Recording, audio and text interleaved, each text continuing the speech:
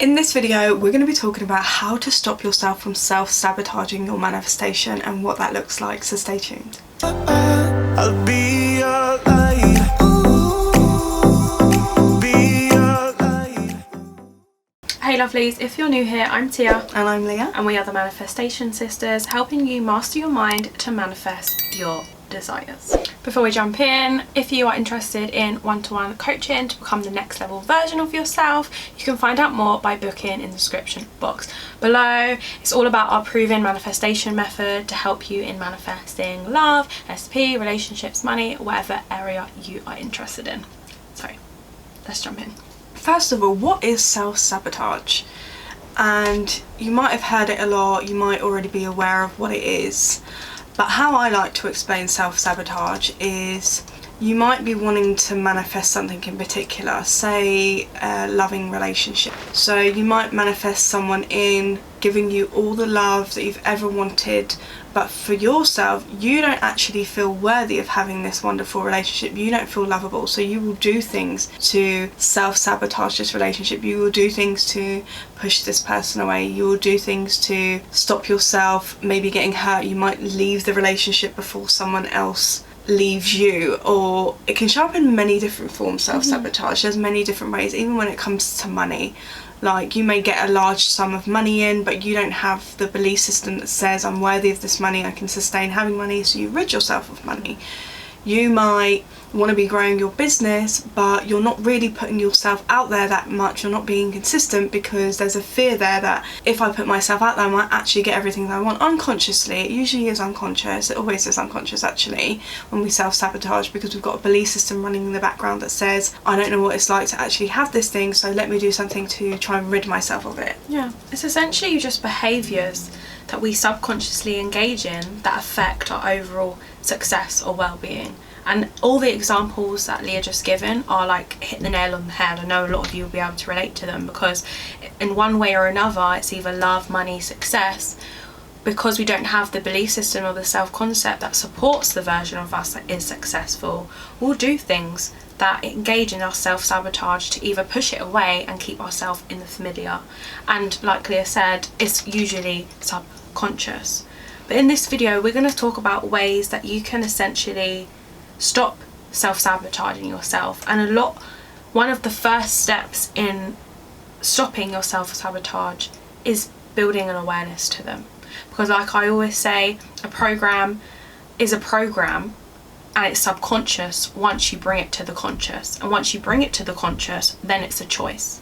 And once you continue to keep engaging in that choice, then that's you at the crossroad of either going left and continuing to engage in the self-sabotaging behaviours, or right and choosing to be and become this version of you. So how do you more dominantly be and become that version of you that essentially has your desires, and you stop self-sabotaging it? Yeah, of course. So when it comes to building that awareness piece, so say you're in a beautiful relationship and you find yourself wanting to push this person away, remind yourself, yes, exactly, Tia's got a very good experience of this. So remind yourself that, do you know what, I noticed myself trying to push this person away. Why am I doing this again? What is it within me that doesn't feel like I'm good enough to be loved? Because I am lovable, I'm good enough to have this relationship, I'm good enough to receive this treatment. And it's you outing yourself, it's you calling yourself out and recognising yourself like, I'm not going to keep engaging in this behaviour, I'm not going to push love away because I deserve this love. So I'm not going to keep engaging in this because this is not my truth. It's just familiar to me because what was modelled for me maybe in childhood, where I saw people not having successful relationships. So now I'm sabotaging myself from having a beautiful relationship because I don't know any different. I haven't seen that modelled for me having a beautiful relationship, and now I've got this beautiful relationship I'm trying to now push it away. So you have to build the awareness to say to yourself when these things happen, no, we're not going to engage in this anymore. But now what is my truth? My truth is that I get to have a loving, beautiful relationship with someone that really loves me. Someone that is there for me. I get to have a beautiful relationship that is sustainable. You know, and I can do many other examples. We can do one for money. So whenever you're feeling triggered with money and you feel like you need to rid yourself of money, and then you're going to be in that cycle again where you've got no money. It's like, okay, why do I feel like I need to rid myself of this money? Because when I know when I've rid myself of this money, I'm going to feel shit again and feel like I've got no money. So it's like a fulfilling prophecy. So it's like, do you know what? No, I don't need to rid myself of this money. I get to have money, I get to sustain money, I get to keep money because I'm worthy of having money. And abundance is my birthright. So it's every time you go to engage in any of these limiting behaviours, or, you know, you go to blow up at your recipe for whatever reason, you go to want to leave a relationship or go no contact with someone because you're afraid that they're going to go away in whatever way because you're not used to having a stable connection with someone, or you're fearing I'll hurt this person before they hurt me. It's really just stopping yourself in those moments before you're gauging those behaviours and saying, why am I doing this to myself? Is this familiar? Okay, if this is familiar, I don't have to keep identifying with this version of myself. What is my truth now going forward? What beliefs do I now choose to subscribe to? And it's reinforcing that over and over as long as it takes for you to convince yourself that you now can have this thing, so you're no longer going to keep self-sabotaging. Yeah, and it's like what we always say to ourselves and our clients. We give it in a way of like the awareness of what I'm doing, the dissociation of that's not me anymore, and then your truth. So you want to have like the awareness, like Leah said perfectly, of what am I currently engaging in, the thoughts, the thinking that isn't serving me. Where am I coming from? The fact that this isn't me anymore, because what is the version of me? She's secure, she's loved, she's worthy. And then what is my truth here?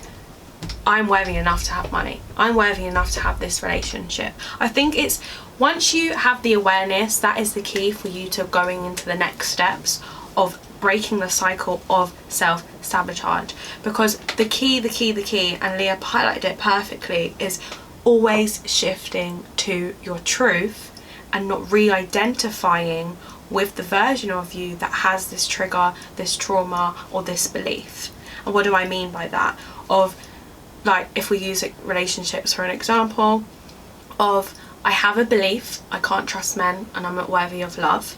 My SP will show up in a way that reflects this belief back to me, i.e. they've chose their friends over me, or they've gone out and not responded to my text. So my mind goes AWOL, trying to protect me, to re-identify and reflect the belief that I can't trust men, I'm not worthy for love. In that moment, I have a choice. I can either run with this thought, this belief, to continue re-identifying with the self-sabotaging belief that's going to come from that, of cutting him off, going no contact, blowing up his phone, or I can re-identify with my truth. And the choice is there of, okay, this isn't a reflection of me, I'm always enough, I'm always worthy, I can trust the people I love with my heart. What is my truth here? That's my truth. But also the fact that he could have fell asleep and just be not replying to my message, or he might be having so much fun out that he hasn't picked up his phone yet. Every time you do that, you are choosing what direction you're going in terms of self-sabotage. And the more you consistently choose to be this version of you, must become your reality. Because we've heard it again, you persist in a thought, you persist in an assumption, that must become your reality. We've heard it in other ways of neurons that fire together, wire together. No matter what way you choose to look at it, it always comes down to us having a choice and deciding that either that is our truth and we're going to continue with it because it's all we've known, or this is our truth, and although it's not what I've always been, it's what I'm currently now choosing for myself. Exactly. And it's the same piece with self-sabotage. Maybe you're not in contact with SP. You keep reinforcing that belief that you're not in contact, you believe in separation, so then you'll go in a spiral. Then you might check the 3D, then you might engage in limiting behaviours. This is all self-sabotaging that's keeping you where you are, keeping you re-identifying that old version of yourself. So that's what we said about the identifying it, realising that it's not your truth, and then reinforcing your new truth. So then you're engaging with new behaviours and saying, I'm not going to keep gauging in these limited behaviours, I'm going to trust in my new self-concept, I'm going to trust that I'm a person that is now more than good enough, lovable, chosen, what you're working on your self-concept, and holding favourable assumptions about this person, seeing no separation, and then knowing that they're going to come in at some point. So we gave many different examples there of how you can self-sabotage, you know, whether a contact, no contact, whether it comes to your business, whether it comes to money. It shows up in many different forms, but what the message that we're trying to get across here is the awareness of it and recognising what your truth is in in that moment and changing your truth, because whatever you keep re-identifying with, your mind just keeps giving you evidence of it. Okay, you don't believe that you're worthy of this, here it is. You don't believe that person's coming back, here it is. You don't believe you can have money, here it is. You don't believe you can stay in a beautiful relationship, here it is. So it's just that reinforcement piece on your part to be like, no, I don't got to keep subscribing to this anymore. I'm going to change these limiting behaviours as I keep showing up for myself, as I keep re-identifying the new version of myself, as I keep telling myself a new story. My mind will then look for evidence to prove that new story as my truth, and that will be my new identity going forward. So guys, remember, the self-sabotaging behaviours are a direct reflection of your self-concept. The way we act is essentially deprived from our belief system, what we think, feel and believe about ourselves. Change that, change your conception of yourself, you will change the reflection in your 3D reality. There's no one to change but self. Your SP is simply reflecting back to you. Your money story and the amount of money you have in your bank account is simply being reflected back to you. Your business is simply being reflected back to you. How can you take your power back from all these things and the self-sabotaging behaviours that you're engaging in to essentially put it in the bin and be like, this is my truth now? And the more you do that consistently and consciously, that is how you're going to consistently and consciously change your reality. Yeah. So we hope you like this video. Be sure to share, comment and subscribe, so it helps the channel grow and get this message out there to a wider audience. As we said at the beginning of the video, we do have one-to-one coaching. We have our Next Level You coaching. There's many packages available. If you want to find out more about that, link is in the description box down below, and we'll see you in the next video.